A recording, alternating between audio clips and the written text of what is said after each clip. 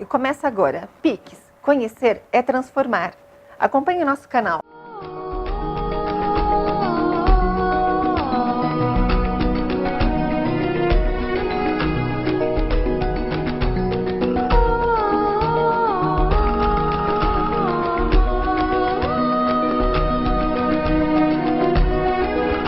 Olá, sou a doutora Valquíria, sou médica formada há mais de 20 anos e trabalho na área de diagnóstico por imagem. Ao longo do tempo de minha carreira, fui percebendo que várias queixas dos pacientes não tinham tradução nos métodos de imagem.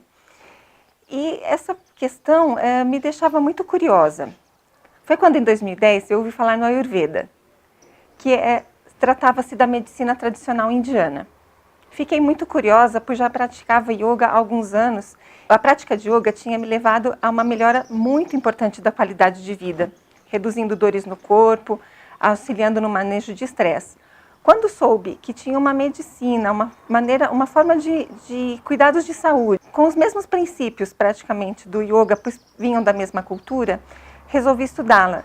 Ao longo do tempo que eu estudo e aprendizado, fui descobrindo que nem todas as doenças são manifestadas já na forma de alterações que pode se encontrar nos exames laboratoriais e de imagem. O Ayurveda trata-se de uma arte da cura milenar que nasceu na Índia há mais de 5.000 anos e era transmitida através de mestre e discípulos por uma transmissão oral, tendo sido compilado e escrito nos tratados clássicos há mais de 2.000 anos. Essa técnica de cura do Ayurveda é baseada na interação entre o homem e a natureza e trouxe muita luz ao entendimento da origem dos problemas, pois em geral se localizam entre maus hábitos alimentares ou erros no estilo de vida. Antes do entendimento racional da interação entre o homem e o meio ambiente, todas as causas das doenças e as técnicas de cura eram baseadas no uso de ritualísticas e sacerdotes, pois a cura dos problemas era realizada dentro dos templos. Na antiguidade, a cura era realizada pelos sacerdotes nos templos religiosos, pois como tudo era muito místico e o ser humano entendia a causa das doenças como tendo origem divina ou de acordo com os deuses da chuva, os deuses que regiam as intempéries.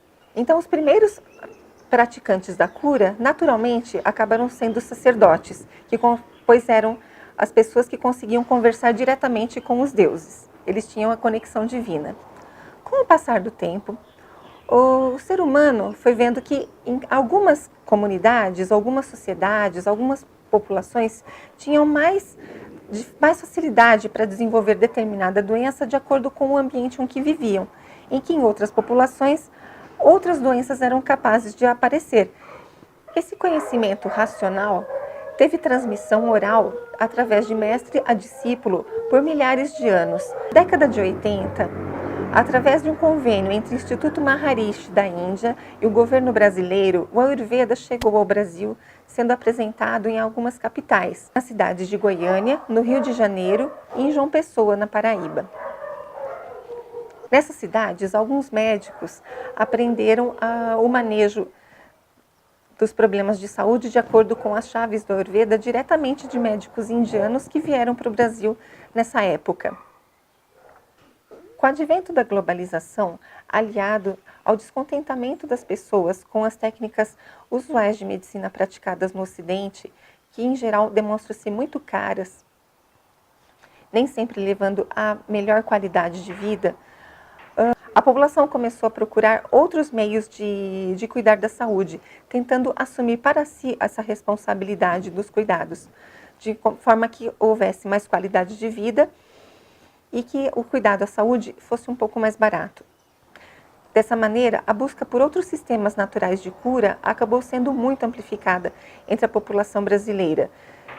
E o Ayurveda foi um dos eleitos, assim como a medicina tradicional chinesa, a acupuntura, massoterapia, quiropraxia e várias outras técnicas que foram posteriormente reunidas e hoje fazem parte das políticas públicas de saúde de um projeto chamado PICS, que são as práticas integrativas e complementares, das quais O Ayurveda é o irmãozinho mais novo.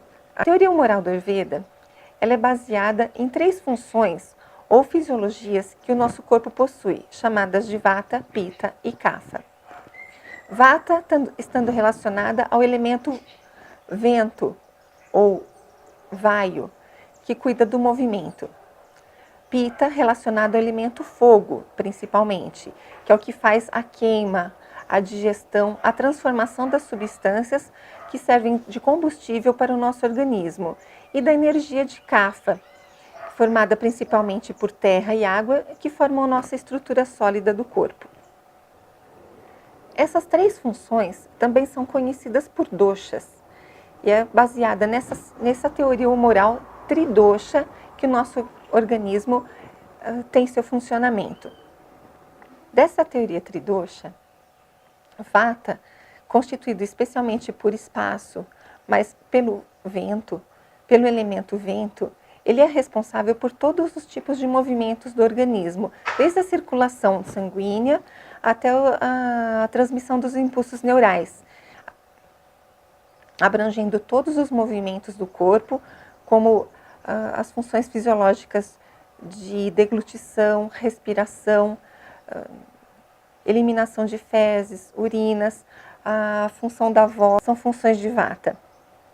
Assim como todos os movimentos musculoesqueléticos, andar, manipular as coisas, deslocar-se, todas essas são funções de Vata. As pessoas que têm o biotipo com predomínio do dosha Vata, elas são muito criativas, são muito elétricas, têm muita tendência ao movimento, mas também são bem instáveis. Como essas pessoas têm muita tendência ao movimento, em geral elas não conseguem ganhar peso e têm estrutura mais esguia, e por ter muito elemento éter ou espaço e elemento vento na sua constituição, são pessoas mais leves. Elas têm mais tendência a emoções como medo, ansiedade e também, apesar da criatividade, são instáveis emocionalmente quando estão desequilibradas, tendo muita tendência ao medo e a sentir dores no corpo. Quando o indivíduo de propensão Vata ele está em equilíbrio, demonstra-se como uma pessoa com grande capacidade de criatividade e adaptação muito fácil aos ambientes, sendo uma pessoa muito entusiasmada, encorajadora. O dosha Pitta, relacionado com o fogo, é responsável por todo tipo de queima e transformação das substâncias no nosso organismo, sendo responsável por todo o sistema digestivo, tanto no tubo gastrointestinal quanto no ambiente intracelular. É responsável por todas as funções dos nossos sistemas de enzimas e hormônios. O indivíduo que tem predominância do dosha Pitta, em geral, é um indivíduo com muito fogo no corpo, ele tem muito calor. Esse calor do dosha Pitta, ele manifesta-se por sudorese frequente, tendência à vermelhidão, uma pele quente, nem sempre úmida, às vezes com tendência a ressecamento. É um indivíduo de temperamento um pouco mais esquentado, podendo ter, quando em desequilíbrio, tendência a reações como raiva. Quando bem equilibrado, esse indivíduo é propenso à liderança, porque eles têm estrito senso de organização e de comando. Mas quando em desequilíbrio, apresenta-se um pouco intolerante com as outras pessoas. Já o dosha Kapha, formado por terra e água, ele forma a estrutura, é responsável pela estrutura, resistência e imunidade do nosso organismo. As pessoas de tendência de constituição Kapha, em geral, elas são mais corpulentas, têm tendência a ossos, articulações e a musculatura um pouco mais forte, tendo maior resistência às doenças. É o indivíduo que tem mais longevidade dos três tipos. Essas pessoas com predominância do dosha Kapha, quando estão em equilíbrio, são mais amorosas, são o tipo mãezona, aquele tipo que abraça todo mundo e são acolhedoras e agradáveis, têm grande tolerância com as imperfeições alheias. Só que quando em desequilíbrio, tem muita tendência ao apego e às vezes até um pouco de egoísmo. Como nem os doshas vata, nem os dosha kapha têm o elemento fogo em sua constituição, os dois têm tendência a serem frios e terem intolerância ao frio. Já Pitta, como tem muito fogo na sua constituição, tem intolerância ao calor. O que vai diferenciar Vata e Kapha é a umidade do corpo. Como Vata tem predominância do elemento vento, o corpo de Vata tem tendência ao ressecamento, podendo ter dificuldades como ressecamento de pele, tendência à constipação intestinal. Enquanto que o dosha kapha, por ter grande quantidade de água no seu organismo, tem tendência de inchaços, edemas e doenças que levam ao acúmulo de peso e retenção de água. Sendo funções, os doshas, eles estão relacionados diretamente às qualidades dos elementos que os formam, sendo que Vata, devido à predominância do vento, tem qualidade de ser leve, ser seco e ser frio. Pitta, devido à quantidade de fogo enorme que ele tem tendência a ser quente, ser leve e ter um pouco de umidade, pois aquele fogo todo precisa de um pouquinho de água para controlá-lo. Já o dosha kapha, devido à grande quantidade do elemento água, tende a ser pesado, frio. As pessoas terem uma predominância de um ou mais doshas em sua constituição, tem que se lembrar que esses doshas, eles são funções normais do organismo e todas as pessoas têm os 3 doshas. Como são funções, determinadas fases da vida também têm predominância de um ou outro dosha. Por exemplo, da fase da infância, a predominância de crescimento. E esse crescimento ele vai demandar de grande quantidade dos elementos terra e do elemento água para dar coesão.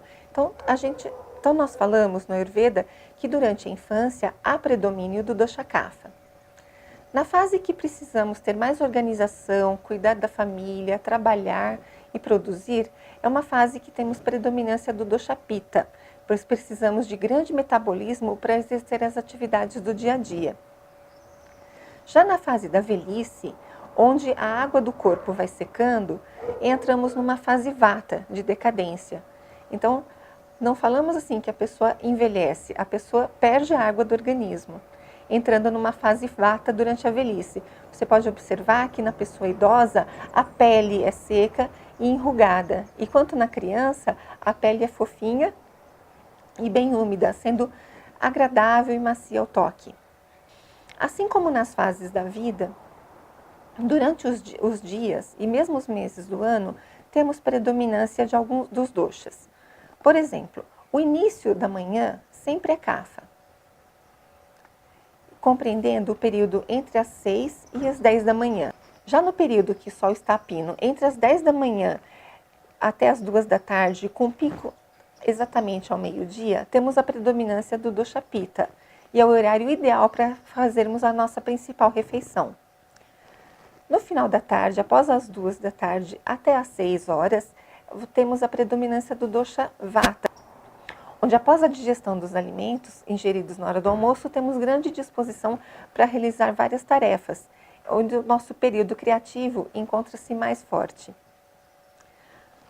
Já no período da noite, acontece a mesma coisa. O início da noite é o período kapha, entre as 6 e 10 da noite. O período pitta vem exatamente à meia-noite, coincide justamente com a meia-noite, entre as 10 da noite e 2 da madrugada. É o período em que precisamos estar dormindo, pois nesse período, nessa fase é que os nossos sonhos e o nosso sono vai digerir e processar todas as emoções que foram adquiridas no dia a dia, ou durante o dia.